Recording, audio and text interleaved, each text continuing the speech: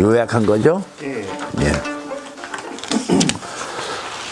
신앙혁명의 깃발을 알리면서 반기독교 운동이 무척이나 시끄럽던 1925년에 맞바지인 12월 6일 서울 YWCA 강당에는 마침 일요일 오후가 되어 이미 소식을 듣고 찾아온 사람들로 가득 채워졌다.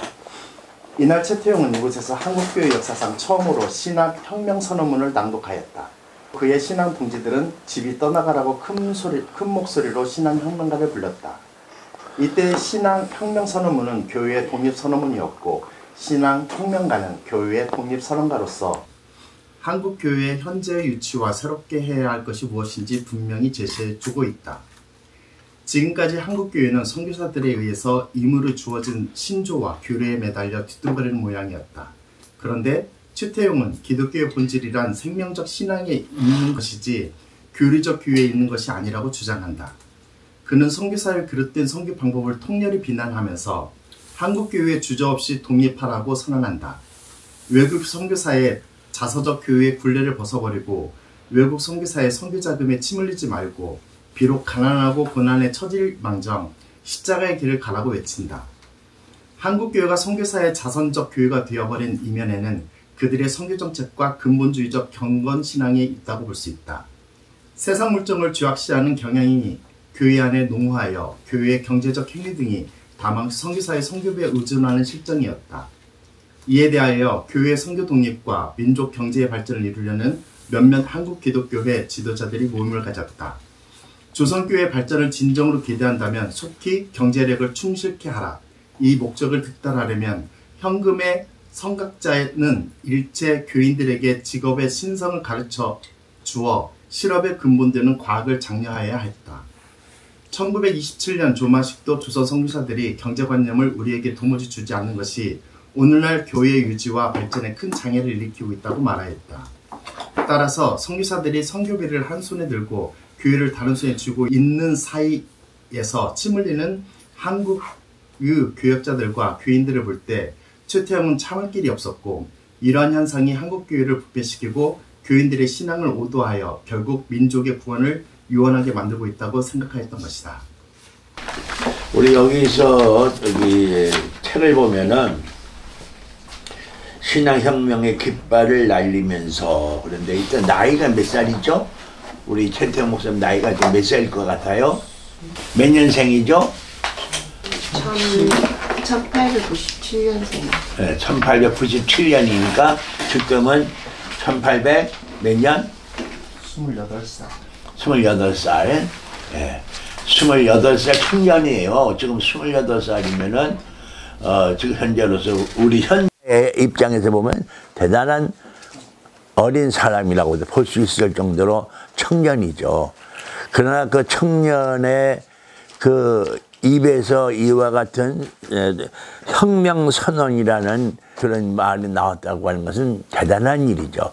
아마도 이러한 말고는 우리 최태용 목사님은 상당히 어떤 면에서 보면 남의 것을 잘 이렇게 채용하는 좀 그런 능력을 갖고 있는 것 같다. 어디서 많은 혁명선언이라는 것은 어디서 듣던 얘기죠? 공산주의. 그러니까 그 당시에 우리나라의 사회주의가 굉장히 판쳤다고 그랬죠. 사회주의. 1917년에 레닌에 의해서 러시아 제국이 멸망하고 소비에트가 생겨났단 말이에요. 그것이 전 세계 젊은이들한테는 굉장한 그 쇼킹한 뉴스였어요. 그리고 그때 그 쇼킹한 뉴스는 상당히 매력적인 뉴스였어요. 무산자가 해방이 된다. 제국주의의 그 권세가 무너지고 가난한 자들이 노동자들이 일어서서 나라를 세웠다. 뭐 이런 그 사상은 그 당시에 이 젊은 지식인들한테는 상당한 그런 쇼킹하고 환호성을 질릴 정도의 소식이었다고 볼 수 있습니다. 그런데 이제 그런 그 사회주의 공산주의에 그 물들린 우리나라 젊은이들이 바로 또 이때 어떤 우리나라에서는 반기독교 운동을 했잖아요. 반기독교 운동. 그리고 선교사들에 대한 비판. 예수는 죽었다. 뭐 교회 물러가라. 뭐 그러면서 선교사는 다 이 땅에서 나가라 뭐 이런 식으로 상당한 그 반발이 일어났었어요. 근데 교회에서는 별로 그에 대해서 어떤 얘기를 할 수가 없어요. 왜냐하면 그 당시에 교회라고 하는 것은 선교사들의 근본주의 입장에 있었기 때문에 뭐 거기에 대해서 이렇다 할 만한 특별한 그런 발언을 못하고 있었죠. 이러한 때에 최태영 젊은이가 신앙혁명 선언이라는 것을 했어요. 그러니까 여기서 신앙혁명 선언이라는 말에서 우리는 기독교 혁명 선언 또는 교회 혁명 선언 이런 말로 붙일 수 있는데 왜 신앙혁명 선언이라는 말을 했을까요? 다른 게 아니죠. 기독교라고 하는 것은 그거를 갖다가 우리가 비판할 입장이 아니에요. 또 교회에도 마찬가지. 이분이 무교회주의자이지만은 교회에 대해서도 비판할 것이 아니에요. 문제는 왜 이런 한국 교회가 됐느냐, 왜 이런 기독교가 됐느냐, 신앙이 잘못돼서 그런 것이다. 신앙이 온전한 신앙이 안 돼서 그런 것이다. 그렇기 때문에 여기에 우리 지금까지 여러분들이 갖고 있는 신앙을 뒤집어 버려야 된다. 너희들의 신앙은 고목화되어야 되고 사각화되었다. 고목나무가 됐고 죽은 껍질이 됐다 이게. 그러니까 이것을 새로 이게 이게 벗겨버리고 거기서 새 생명의 역사가 일어나야 된다. 그런 의미로 신앙혁명이라는 걸 얘기를 하게 된 거죠. 근데 그 당시 나이가 몇 살? 28살짜리 젊은이가 이런 얘기를 해요. 또 그분이 무슨 그렇게 큰 깊은 실학적인 그 소양을 그 당시에 갖고 있는 것도 아니고 기성 지도자 쪽에서 보면은 건방진 젊은이죠. 근데 그 당시에 오하영 목사라고 민족 지도자적인 한 사람이 있었어요. 연동교회 목사님이 있었는데 그 오하영 목사님이 그때 같이 참여하면서 뭐라고 얘기를 하면은 모골이 송원했다. 모골이 송원했다가 뭐예요? 모골이 이게 솟았다 이거야. 모골이 뭐냐면 머리털이 너무나 쇼킹해가지고 이 젊은이의 말이 너무나 쇼킹해가지고 머리털이 번쩍 섰다는 얘기야. 그러니까 깜짝 놀랐다는 얘기죠. 그런 정도의 기계가, 그런 정도의 그 포부가, 그런 정도의 어떤 그 강력한 한국 교회의 이 선언이었다고 하는 것은 놀라운 일입니다. 근데 그럼 그때 어떤 선언을 했느냐? 이걸 간단하게 얘기할 수는 없지만은 지금 여러분들에게 나눠진 이것이 그때 선언한 내용이에요. 그래서 여러분들이 이게 선언한 내용을 직접 읽고 그리고 거기에 대해서 여러분 나름대로의 평가 코멘트를 해보시라 하는 얘기입니다. 이거를 이제 외치고 그 다음에 신앙혁명가를 불렀어. 노래를 불러. 신앙혁명가. 여기에 신앙혁명가라고 써있죠. 아, 신앙혁명은 뭐예요? 가까웠구나. 아, 신앙혁명은 이르렀구나. 현대의 생명 없는 신도들아, 허위에 날때는 교우들아, 말라빠진 교리만 붙잡고 있고 생명의 신앙을 내버렸구나. 참 대단한 기계가 아닐 수 없습니다. 이 노래가 그 당시 막 많이 불려졌고 나중에는 부흥 강사들, 그러니까 일제시대 부흥 강사들이요. 적어도 그러니까 6.25 전에 부흥 강사들이 이거를 부흥회 때 불렀어. 근데 어떻게 곡을 모르겠어. 내가 곡을 배웠는데 나 잊어버렸어. 하도 오래돼가지고. 아, 신앙은 가까웠구나 뭐 이런 건데 이렇게 잊어버렸어. 근데 그 부흥 강사들이 불렀는데 노래집에 보면 이게 있는데 작자미상이라고 돼 있어. 작자미상이라고 했다는 얘기는 많이 불려졌다는 얘기야. 그 가사는 알려지기는 이제 최태주라는 사람이 최태영 목사님의 동생. 이분이 일찍이 세상을 떠났어요. 한 30대에 세상을 떠났는데, 근데 여기에 요약돼 있지만은 경제 문제에 대해서 뭐라고 그랬어요? 여기에 보면은 이에 대하여 교회 선교 독립과 민족 경제 발전을 이루려는 몇몇 한국 기독교회 지도자들이 모임을 가졌다. 조선교회 발전을 진정으로 기대한다면 속히 경제력을 충실케 하라. 이 목적을 득달하려면 현금의 선각자는 일체 교인들에게 직업의 신성을 가르쳐 주어 실업의 근본되는 과학을 장려해야 한다. 이게 사실은 여기 간단한 지금 우리가 들으면 별거 아닌 내용인데 그 당시에는 이게 굉장히 혁명적인 논리예요. 왜냐하면 아직 조선시대가 그 조선시대의 어떤 그런 경향성이 사라진 적이 게 아니야. 사회적으로는. 이때가 1920년대 아니요. 근데 그 뭐냐면 조선시대에는 산농공상, 양반들이 맨 위고 계급사회, 그 다음에 농, 그 다음에 농사진삼이고, 그 다음에 기술자이고, 그 다음에 상인이 맨 아래야. 그래서 장사를 한다는 것은 굉장히 부끄러운 일이야. 그래갖고 그걸 못하게 해야 하는 거야. 그러니까 우리나라 경제가 산업이 발전을 못하는 원인 중에 하나가 거기야. 이 산업공상에서 장사하고 이런 것을 그러니까 쌍놈들이나 하는 것이기 때문에 양반들에는 그걸 만져서도 안 돼. 만져도 안 되는 거예요. 그런 것을 했다가는 큰 수치야. 가문의 수치야. 장사한다는 것이.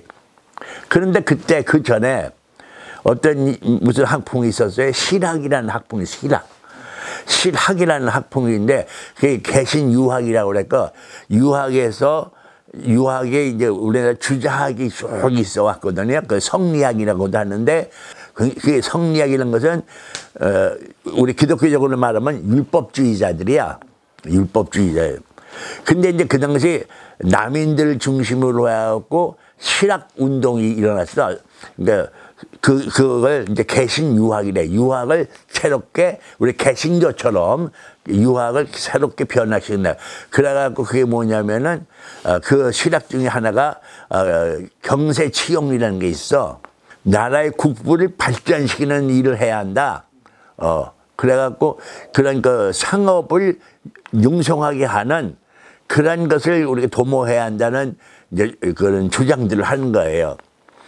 근데 이제 이런 주장이 그 성리학자들이 묻혀버리고 그걸 주장하는 사람들이 많이 또 그 뭐라고 그러니까 그 역적으로 몰려가고 사약을 받고 예를 들면 정약용 선생 같은 경우도 바로 그런 사람들이거든요.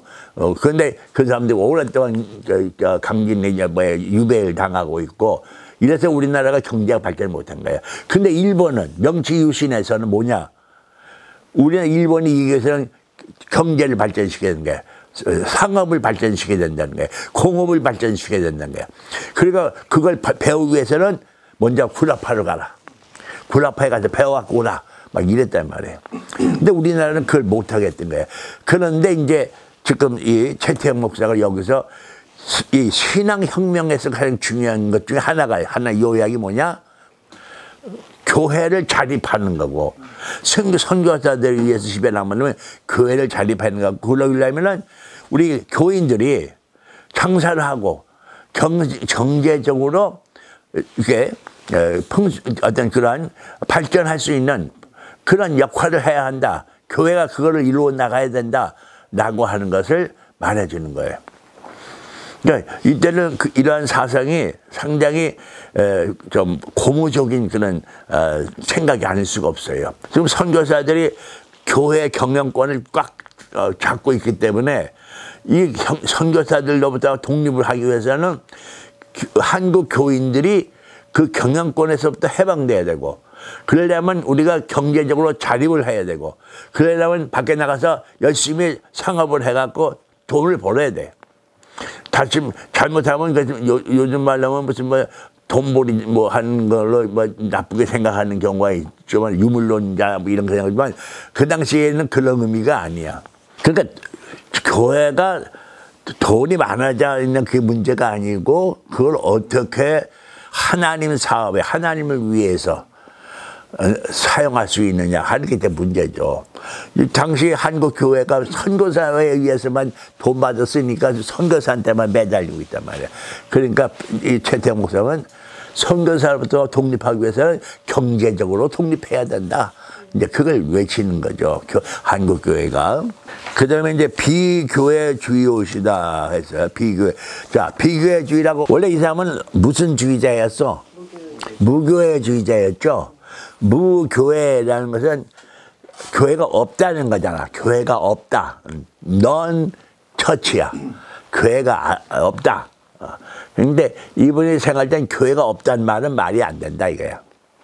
무교회라는 말은 있을 수가 없다. 교회, 예수 그리스도가 교회 머리이신데 무교회라는 것은 예수님을 부정하는 것밖에 안 되는 거예요. 그러니까 근데 이번에 이제 비교회라고 말했었어. 거기서 비교회주의야. 비교회주의. 교회주의라고 하는 게 뭐냐면 아까 지금 말한 것처럼 그 교회만을 위한 교회, 또 교리만을 위한 교회. 그러니까 칼빈, 그 당시 장로교를 예를 들 때 장로교면 칼빈이 이제 인데 칼빈이 말하는 것이 성경보다도 더 우선이야. 성경보다도. 그러니까 예수님이 뭐라고 말씀하셨느냐 이게 아니고 칼빈이 뭐라고 말했냐 이게 문제야. 칼빈과 칼비니즘을 구별할 줄 알아야 돼. 칼빈의 말할 때는 순수한 칼빈의 신앙의 어떤 사상과 그의 고백, 그의 논리 뭐 그런 거란 말이야. 칼빈의 기론문이란 것은. 근데 그것을 이어받는 사람들이 그걸 절대화시켜. 이것만이다는 그걸 절대화시킴으로 말미암아 주의가 생겨나. 칼 막스의 논리는 아주 좋아요. 칼 막스가 하는 공산주의, 그 공산 사상, 그건 굉장히 아주 좋은 그런 생각. 근데 그것을 칼 막시즘 이럴 때는 공산주의 이럴 때는 그것을 절대화시켜갖고 그걸 아니면은 모든 걸 다 죽여버려. 모든 것은 다 아니다. 그건 죽인다. 그래서 막스를 반대한 자는 다 죽이는 거야. 칼빈을 반대하는 건 다 이단이야. 그래서 심지어 웨슬레 감리교까지 이단으로 막 몰았어. 그 당 옛날에는. 그 감리교가 이단이라고 그래갖고 막 그 웨슬레 사상하는 사람과 칼빈 사상가들이 싸우고 그랬어. 그러니까 칼빈과 칼비니즘을 우리는 구분할 줄 알아야 돼. 근데 우리가 한 그 종파가 만들어질 때는 많은 이제 제자들이 있어. 제자들이 생겨. 근데 이 사람이 이제 오래 살지는 못하잖아. 어떤 인간인 이상. 그래서 죽어버렸어. 그러니까 이 제자들이 이 사람이 죽으니까 제자들도 그거 어떻게 돼? 흩어지게 됐는데 너무나 이 사상이 귀한 사상이라 이제는 이 제자들에게서 이 사상이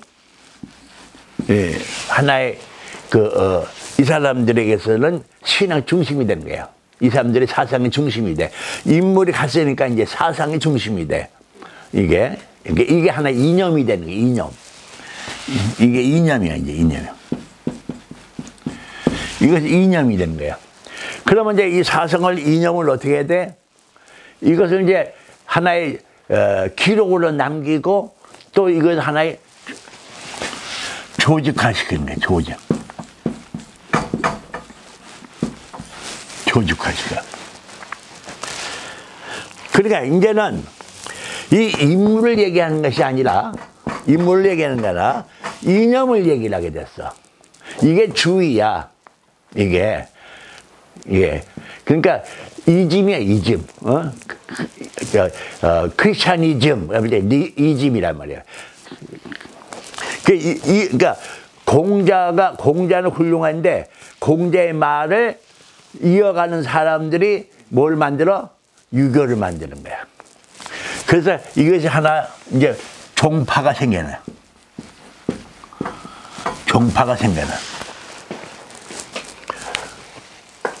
기독교도 마찬가지잖아. 예수님 말씀, 예수님의 제자들이 돌아가시니까 예수님은 없잖아. 그러면 뭐가 있어? 말씀이죠, 말씀. 말씀을 기록하게 돼. 그 당시에는 큐자료라고 했죠. 큐자료. 맨 처음에 이제 큐자료예요. 그러니까 소위 말하는 예수님이 무슨 말씀을 했는가 목록을 만들어. 하신 말씀은. 근데 그거를 중심으로 해가지고 복음서가 형성이 돼. 마태, 마가, 누가, 요한복음, 복음서 형태. 그러니까 그것이 초대교회야. 그래서 하나의 교회가 생기는 거예요. 그래서 조직화가 생기는 거예요. 그러니까 그 당시에는 예수가 아니라 이제는 이 크리스찬이티라고 하는 크리스찬이즘, 기독교주의, 이것이 이제 하나의 신념이 되는 거예요. 신념이 돼갖고 이제 하나의 기독교라는 예수는 기독교를 만들지 않았잖아. 예수가 기독교 만든 게 아니야.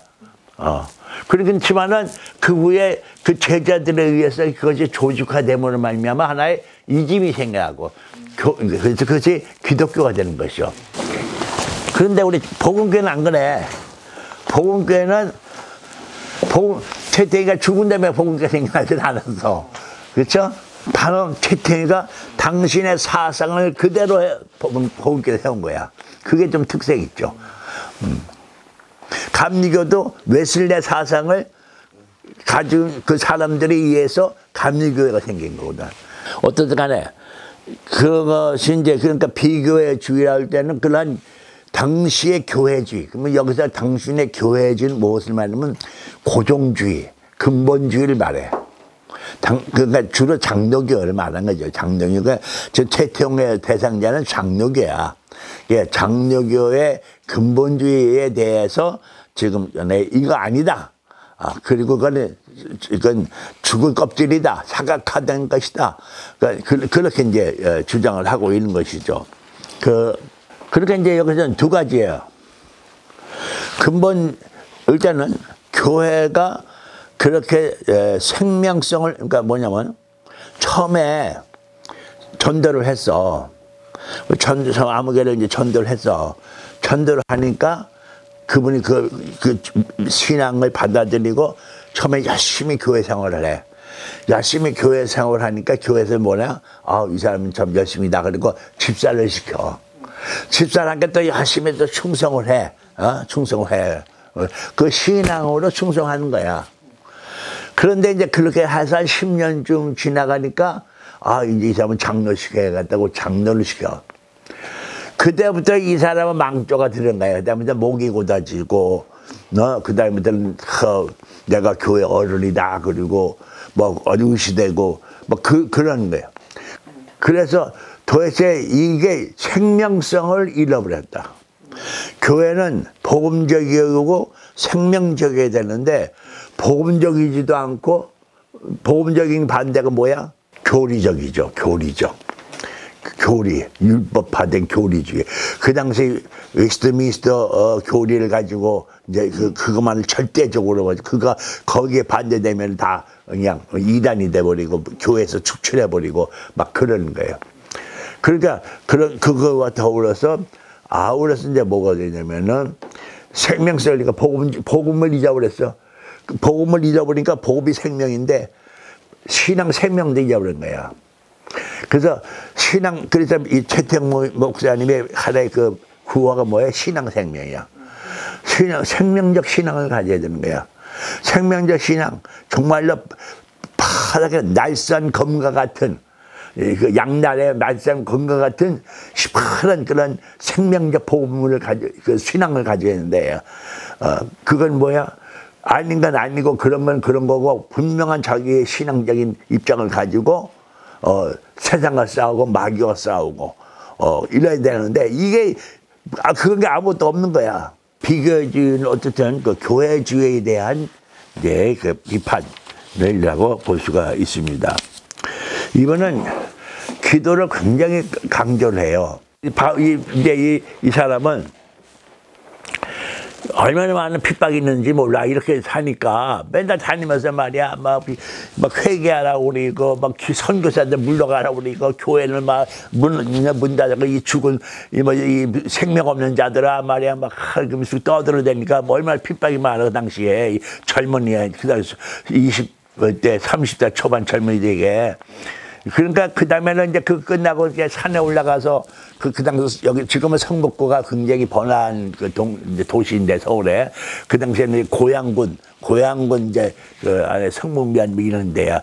거기에 이제 그 산 밑에 이렇게 집어나 얻어가지고 살면서 근데 그 산에 올라가서 소나무들에 밤새더라고 눈물로 소리 지르며 기도하고 그리고 내려오고 그 다음날 아침에 또 나가서 또 외치고 뭐 그런 거야. 그러니까 이분이 무슨 그냥 흔히 우리가 뭐 비평만 하고 말해 뭐 비난만 한 걸로만 생각하지만 이 사람은 굉장히 영성적인 사람이야. 그러니까 이분이 영적 기독교를 나중에 말했는데 굉장히 영성적인 그런 신앙에 특출한 그런 분이었죠. 예, 여기 그러니까 페이지 60쪽에 보면은 기도는 나의 영이 살려는 운동이요 전능의 구원자의 교통이니 신자의 가장 행복스러운 의식, 가장 위대한 생활은 기도 중에 있습니다. 예. 그런데 그렇게 하면서 보면은 정말 보는 게 다 그런 사람들이야. 눈에 보이는 사람들이 눈으로 볼 때는 그때 최대한을 모두가 이게 무생명자들이야. 다 그냥 생명 없는 그냥 말라빠진 그래 교리만 붙들고 있는 자들이다. 그런데 이제 이 최태형을 따르는 사람들이 그 중에 생겨나. 최태형의 사상, 이분의 그런 전부 쉽게 말하면 고귀한 뜻을 굉장히 좋게 생각하고 그를 순종하고 그래서 그의 천례지성 독자가 생겨나고 그의 이제 영과 진리 독자들도 생겨나고 그래. 그들이 얼마나 귀한 존재들이야. 그러니까 이제 내가 그걸 보여주려고 하는데 이게 그때 그 잡지거든 이제 이게 영과 진리거든. 영과 진리. 직접 손수 당신이 써가지고 이걸 잡지책이라고 보내는 거 만든 거야. 그 당시에 인쇄로 한 책들도 많이 나왔어. 그러나 이분은 그렇게 안 하고 이렇게 잡지로 등사판 밀어가지고 이거를 또 이렇게 개본을 해가지고 이제 보겠다는 사람들한테 보내주는 거야. 그러니까 이런 잡지를 보는 사람들 이게 본 그 독자가 한 50명 정도 돼. 그러니까 50부를 만들어서 이제 발간해서 보내는 거지. 50분을. 그래서 독자들이 한 50명 돼. 그렇지만 50명만 있는 게 아니야. 회람 잡지야. 자기가 보고 야 이게 참 좋다. 은혜 받았어. 그래갖고 남에게 또 줘. 그럼 그 사람도 읽고 야 은혜 받아 또 주고. 그래서 이게 돌아가. 그러니까 처음에는 그 독자가 처음에 이제 최태형의 독자가 쓰지만 나중에는 전혀 최태형을 모르고 전혀 아닌 딴 사람한테 이 책이 가 있어. 이게 그런 경우들이 많아 거예요. 그래서 그런 정도까지면 한 200명 정도는 된다 이렇게 볼 수 있어. 한 200명 정도는 될 것이다 이렇게 보는데 그때 이제 그래서 몇 명 안 되니까 한국 교회 그 당시에는 많지는 않아서 1920년대에는 기독교인이 한 20만 명밖에 안 됐어. 전체 기독교인이. 그때 한 30년대에 갈 때는 그때 한 3, 40만 명 되고 그땐 그랬죠. 그러니까 그런 가운데서 뭐 한 50명 따는 사람들이 이렇게 있으니까 얼마나 귀한 사람들이야. 네. 그래서 당신들만큼은 내 독자 여러분들은 그렇게 큰 교회, 장감성 그런 큰 교회 교인들 같이 그렇게 죽은 교리에 붙들고 앉아있는 그런 무생명한 교인 말고 정말로 순수한 신앙인이 되시오. 생명신앙가가 되시오. 그래서 소하나 순하라 라는 말을 쓰게 되는 거야. 우리는 작지만 소하나 순하라. 순하라. 작지만 순하란 말은 뭘까요? 순이 뭐예요? 순수하다. 순수한 신앙. 순수한 신앙은 또 뭘까요? 하나님 앞에 제물을 바칠 때 어떤 제물을 드려? 흠없는. 흠과 점 없는. 흠과 점 없는 그 양이나 소를 잡아서 제물로 드리는 거야. 그게 순수한 제물이야. 그 순수한 제물. 그러니까 그게 바로 그런 제물이 되라 이거야, 우리 보고. 그것만이 하나님이 받으시기에 합당한 사람이 된다, 기독교인이다 하는 거죠. 많은 사람들이 그 이해를 못하는 경우가 있는데, 하나님 앞에 예배할 때 그 번제단 있잖아, 번제단. 번제단에다가 이제 숯불을 펴놓고 그 위에 철판을 깔고 소를 거다 각을 떼서 잡아서 고기를 태우잖아. 그러면 그게 막 연기가 올라가고 뭐 기름이 튀고 냄새가 그냥. 그래서 6월절 때 소를 잡을 때 한 20만 마리가 잡혀. 어마어마하고 그냥 온 예루살렘이 그냥 소고기 냄새 진동할 거 아니야. 그게 하나님 받으시기에 향기롭다 그래. 향기로운 제물이라고 그랬어. 그것이 그렇기 때문에 막 맨날 제사장이 거기다 뭐 불태우고 하면 기름이 해서 얼굴이 머리서부터 발끝 시험을 통한 거 기름이 막 흘러내니까요. 아론의 시험에 기름이 흘러는 거예요. 연봉은 시편 16편에 보면은 그게 뭐냐면은 순수한 제물 뭐냐면 우리가 교회라는 것은 바로 우리가 제물이야. 예, 우리가 제물이고. 제물이 좀 교회 안에서 그럼 제물로 하나님 앞에 번제로 드리는 시간이 예배 시간이야. 번제 시간이야, 예배 시간. 그러니까 그날은 내가 불태워지는 시간이야.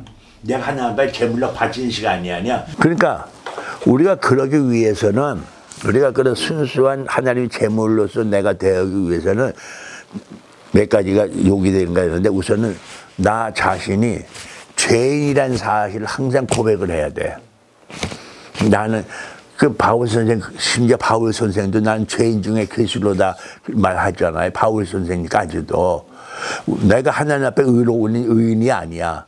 근데 많은 목사님들이나 종교 지도자들이 마치 의인식을. 그 다음에 자기가 죄인이라는 걸 깨달아야 돼. 두 번째, 자기가 아무것도 아닌 존재라는 것을 깨달아야 돼. 벌레만도 못한 존재. 인간은 뭘로 만들었어? 하나님이? 먼지를 만드는 건 뭐야? 먼지로 만들었다는 의미가 뭐야? 아무것도 아니라는 얘기야. 아무것도 아니. 먼지로 돌아간다? 그게 아무것도 아닌 얘기야. 인간은 사실 아무것도 아니니까 하나님의 영이 들어와서 신령한 존재가 됐지. 신령한 존재가 없으면 그 완전히 먼지덩이래 비교해. 그러니까 우리가 내가 아무것도 아닌 존재라는 것을 알지 못하기 때문에 교만해지고 그리고 하나님 앞에 정말로 겸손치 못한 존재가 되어버리고 말죠. 그리고 세 번째가 뭐가 있어요? 나의 나된 것은 다 하나님의 은혜라. 모든 것을 하나님의 은혜로 생각하죠. 내가 잘해서 생각하는 것이 아니죠. 내가 훌륭해서 내가 한 모든 게 잘한 건 아니죠. 모든 것을 하는, 그게 큰 교회 목사나 작은 교회 목사나 개척교회 목사 다 그건 하나님의 은혜야. 그러다 보니까 다 힘들어. 이 최태용 목사님이. 그 당시 목사가 아니지, 이제. 최태용 젊은이가. 여기에 시가 졌잖아. 62쪽에. 1927년 5월 3일 날 새벽 4시경 눈물을 흘리면서 초동이라고 하는 이 시를 썼어. 뭐냐? 치운 바람은 나날이 더 분다. 푸른 잎새는 모조리 떨어졌다. 가는 가지는 얼어 마르고 적은 가지는 부러져 달아난다. 아, 외관으로 사회에 방불한 타격이여. 그러나 내적 생명을 산다.